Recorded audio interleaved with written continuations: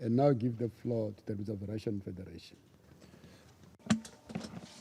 Mr. President, first of all, I'd like to welcome our South African colleagues and friends who have assumed the presidency of the Council, and would like to wish them every success in their work in the month of October. We support the choice of the topic of today's discussion. Speaking of the need to ensure and sustain peace and security in Africa, it's difficult to discuss this without mentioning the participation of African youth in these processes. Today, we heard very interesting and often very moving briefings by the representatives precisely of the same African youth.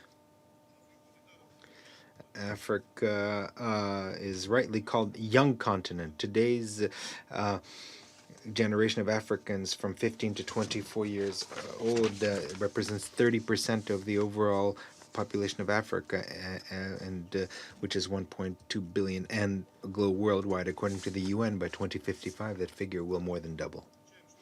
We note that African states focus considerable attention on working with youth, the importance of this category of the African population, and the need to ensure its constructive participation in the processes of governance, maintaining peace and development on the continent, is acknowledged in the paramount program of socioeconomic development of the African Union, the 2063 Agenda. Now, we welcome the fact that the Peace and Security Council is consistently working on enhancing the profile of youth in maintaining peace and security.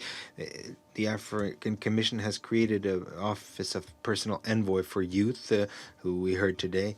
The continental program Youth for Peace in Africa has been launched, aimed at implementing the African Youth Charter, which was adopted in 2006.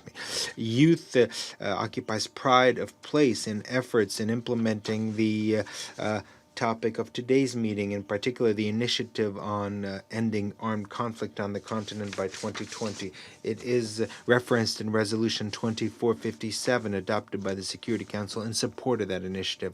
Now, the importance of involving young people in the work of African Union is also mentioned in the roadmap on building African security architecture for the period 2016-2020.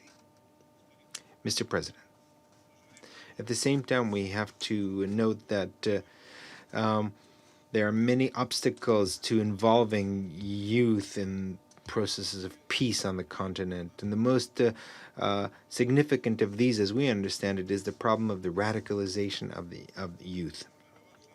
A worldview that's still being shaped, the lack of life experience among young Africans, and often a lack of basic education makes them particularly vulnerable in the face of radical ideology.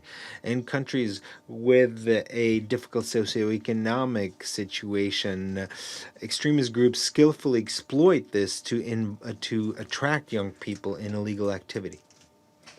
Often, in attempts to attract youth, terrorists more and more often use information and communication technologies, which requires us to enhance our collective efforts in international information security. Now, separate attention should be focused on the use by radical youth use of radical youth to achieve domestic political aims when under cover of slogans about democracy and human rights. This group of population is used to overthrow legitimate governments.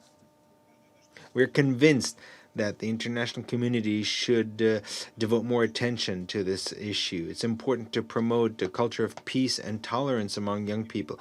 Only in this way can we protect young people from participating in violence, terrorism, xenophobia, discrimination based on race or gender, arms trafficking, or drug trafficking. It's important to take steps to ensure the social integration of young people who are victims of armed conflicts by providing them with access to education and skill development. It's important to expand in mentoring initiatives. It's important to promote global youth organizations and develop intercultural and interreligious dialogue among young population. Much of this is already being done in the framework of the African Union and regional organizations, and these efforts should be further expanded. Mr. President, Russia is ready to share its experience of working with young people and to counter the spread among young people of extremist ideology, in particular based on the experience acquired by such regional organizations as the Collective Security Treaty Organization, the Shanghai Cooperation Organization, and the OSCE. Now, every year, our government offers fellowships and education grants to African states to Russian universities. We are ready to examine further opportunities and further promising forms of cooperation. We intend to continue substantive discussion on these issues in the framework of the upcoming summit Russia-Africa that will take place in Sochi from the 22nd to the 24th of October. Thank you. I thank the Reserve Sergeant Federation for the statement.